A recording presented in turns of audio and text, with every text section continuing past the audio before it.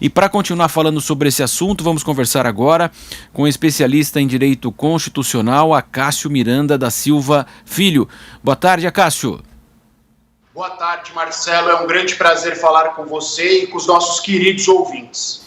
O prazer é nosso. Como é que o senhor avalia essa possível decisão do Supremo? O que o senhor imagina que poderá sair da Corte Máxima aí do país?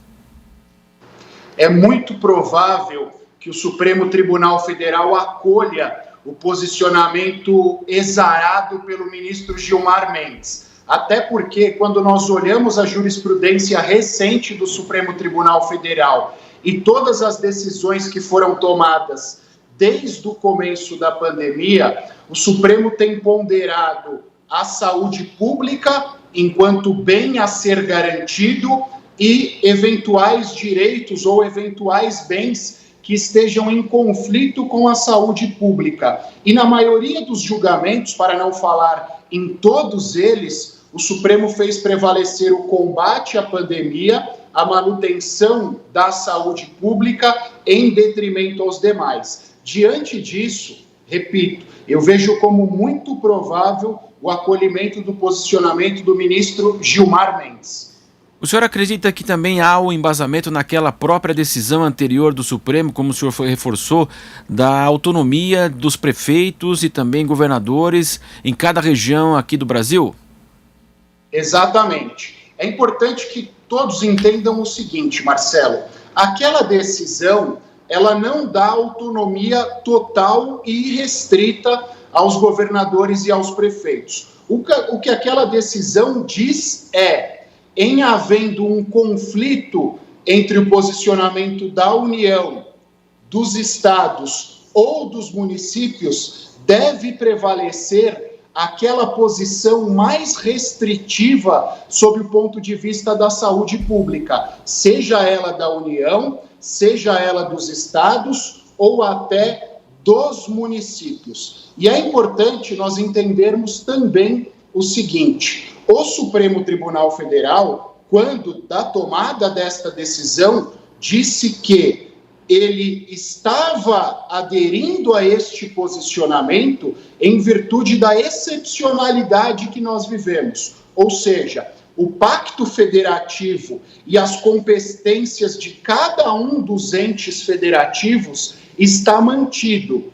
Contudo, dada a gravidade das circunstâncias, excepcionalmente, e é uma expressão que eu usei bastante aqui nesse nosso bate-papo, há uma superação deste pacto federativo em prol da manutenção da saúde pública, em prol da preservação da vida das pessoas. Houve uma grande confusão, né? No final do sábado, o ministro Nunes Marques, no domingo, havia justamente o domingo de Páscoa, então algumas igrejas abriram, outras não, criou-se aí mais uma decisão monocrática, que houve inclusive uma reação do próprio ministro Marco Aurélio, do próprio ministro Gilmar Mendes, então contrária a essa decisão, né? Sim, eu acho, tem um poema que eu gosto bastante que diz: do tombo um passo de dança. Eu acho que o Supremo e o Congresso Nacional poderiam aproveitar,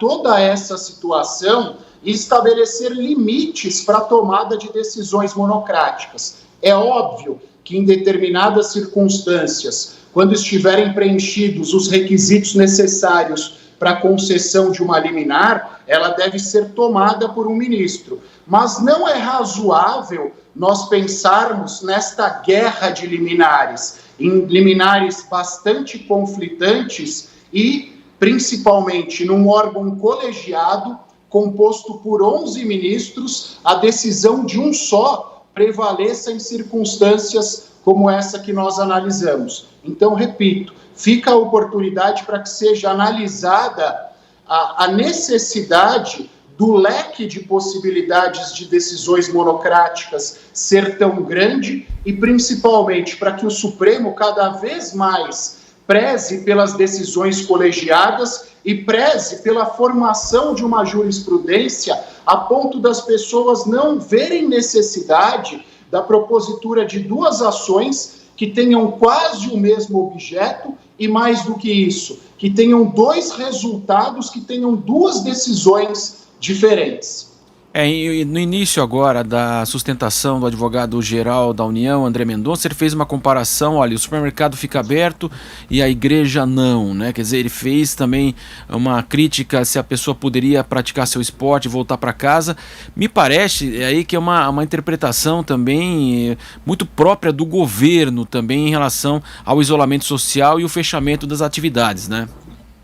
Sim. O governo tem a possibilidade, dentro das suas prerrogativas institucionais, de estabelecer quais bens são tidos como essenciais. E a discussão cerne, a discussão central dessas duas medidas cautelares propostas perante o Supremo Tribunal Federal é exatamente essa: a essencialidade ou não das atividades religiosas. O ponto qual é? Primeiro, quando nós comparamos uma atividade de abastecimento como os supermercados com o exercício ou a abertura das igrejas, eu acho que há uma distância bastante grande entre o conceito de essencialidade de cada um deles. E o segundo ponto, que no meu entendimento é um equívoco do governo e de quem propôs essas duas ações constitucionais, é afirmar que os governadores e os prefeitos, nestes contextos, estariam impedindo o exercício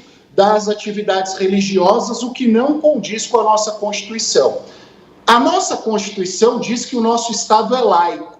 Laico significa que não há uma religião oficial. Em complementação a isso, todos os credos e todas as religiões podem ser exercidas. Contudo, no momento excepcional que nós vivemos, há o fechamento dos templos e a aglomeração das pessoas, e não uma proibição ao exercício das atividades religiosas. Repito, neste ponto me parece haver um equívoco, mas foi uma estratégia jurídica adotada pelos responsáveis por estas ações. Nós agradecemos a Cássio Miranda da Silva Filho, advogado especialista em direito constitucional. Muito obrigado, boa tarde ao senhor.